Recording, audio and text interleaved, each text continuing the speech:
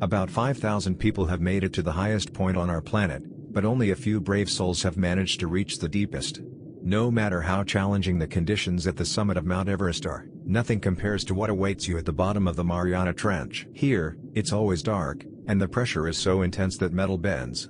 Fountains of liquid sulfur shoot up from underwater geysers. We'll share more about the people who dared to venture into this abyss later, but for now, let's take a look at the path you need to follow to dive to this record-breaking depth. The maximum depth for pearl divers and hobbyist scuba divers is around 40 meters. From 0 to 200 meters is the habitat for 90% of all ocean life. Even at such depths, light still penetrates through the water, creating conditions for the growth of phytoplankton. The extensive biomass serves as a pocket for a vast variety of small shrimp, which, in turn, become food for fish. The record for scuba diving depth is 332 meters. Between 200 and 1,000 meters, the twilight zone begins. Less than 1% of sunlight reaches here, but the inhabitants have adapted to harness light themselves. They use bioluminescent chemical reactions to attract prey or deter predators. The maximum depth for the emperor penguin's dive is 565 meters. Due to the absence of photosynthesis at such depths, nothing grows here, but fish can still be found. Many of them swim to these depths to hide from predators. At 1,000 meters, sunlight no longer reaches. The record for the dive of a military submarine is 1,027 meters.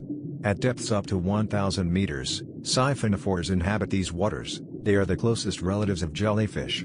They live in colonies, connected around a long tube that serves as their unified digestive system. When an unsuspecting fish, attracted by bright light, comes too close, the siphonophore releases poisonous needles, and the prey becomes a meal for the entire colony. At depths exceeding a kilometer, the midnight zone begins, a place where complete darkness prevails.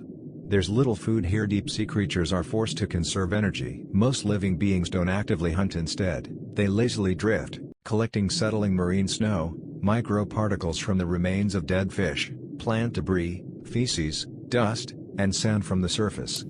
At a depth of 2,200 meters, giant squids reside, and they often engage in titanic battles with sperm whales, which close in at such depths.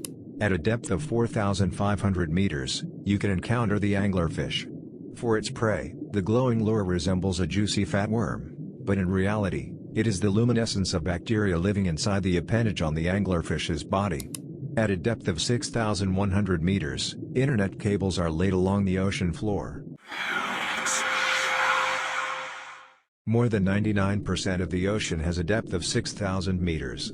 To explore deeper, you need to look for cracks in tectonic plates. Colliding with each other, they form underwater volcanoes, plateaus, and depressions, thus creating the Mariana Trench. It stretches south of Japan and extends for 2,550 kilometers in length and 60 kilometers in width, resembling a crescent shape.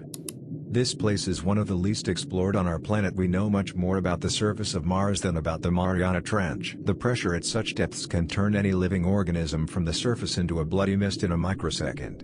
For an unprotected person, it's like being under a stone weighing 500 tons. The bottom of the Mariana Trench is dotted with geysers that eject liquid sulfur and carbon dioxide. For surface organisms, these chemical compounds are lethal, but for some deep-sea inhabitants, they are necessary for survival.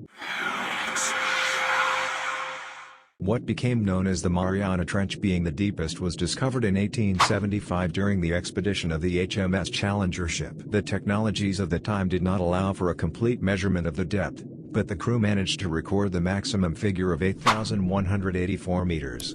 More accurate data were obtained only 76 years later. The crew of another British Challenger, using sonar, discovered a trench on the floor of the Mariana Trench with a depth of 10,994 meters.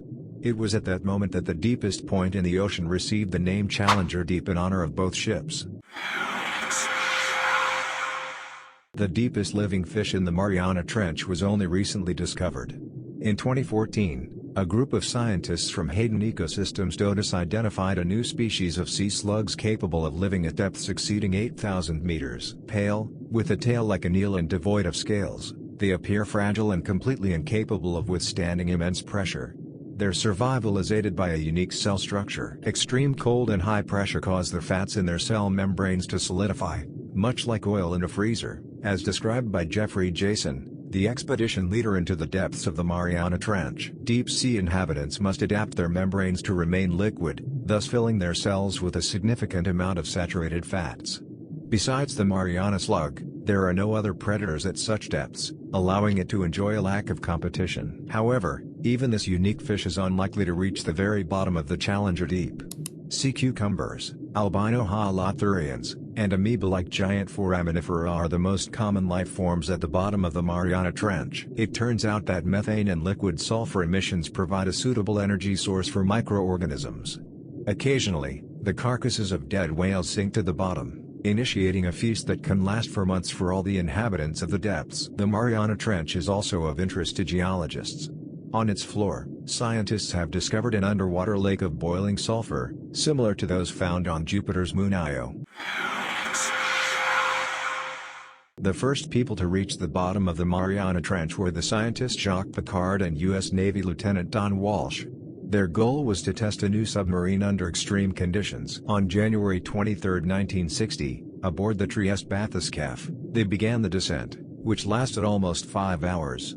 However, conducting research was impossible because there was no scientific equipment on board, and they couldn't even take photographs. Descending to the bottom, Trieste stirred up so much sediment that it was impossible to see anything through the window. However, Piccard and Walsh returned with a significant discovery: there is indeed life at a depth of 11 kilometers. Jacques Piccard claimed to have seen a ribbon fish in the Challenger Deep, but modern scientists exclude this possibility, believing it was a sea cucumber. Another important discovery was that Piccard refuted the common misconception at the time that there was no upward water movement at great depths. Because of this, nuclear powers even considered the Mariana Trench as an ideal dump for radioactive waste. Fortunately, thanks to two researchers of radioactive contamination in the Pacific Ocean, this was avoided. The descent of the apparatus took 5 hours, but Piccard and Walsh spent only 20 minutes on the bottom. During this time, the tremendous pressure damaged batteries, a sonar, and several engines, and a crack appeared on one of the portholes. Researchers planned to return to the Challenger Deep to study it better, but due to the high risk to the crew's life, the U.S. Navy limited the depth of Trieste's dives to 6,000 meters. It took half a century for people to make a new attempt, and the initiator was the filmmaker James Cameron, known for the movies Titanic and Avatar. Cameron was already experienced in diving. He descended to the depths during the filming of The Abyss, participated in expeditions to the sunken Titanic and the remains of the Bismarck battleship. Almost everything on the Earth's surface has already been explored, and people are only sent into orbit and to other planets, using machines. The joy of discovery of the unknown remains in one place, in the depths of the ocean. Only 3% of this space has been explored, so there are still many discoveries ahead, Cameron said. In the early 2000s, there was no underwater vehicle capable of withstanding the pressure at a depth of 11 kilometers. Therefore, Cameron and his team had to design it themselves. The creation of the Deep-Sea Challenger took more than 7 years.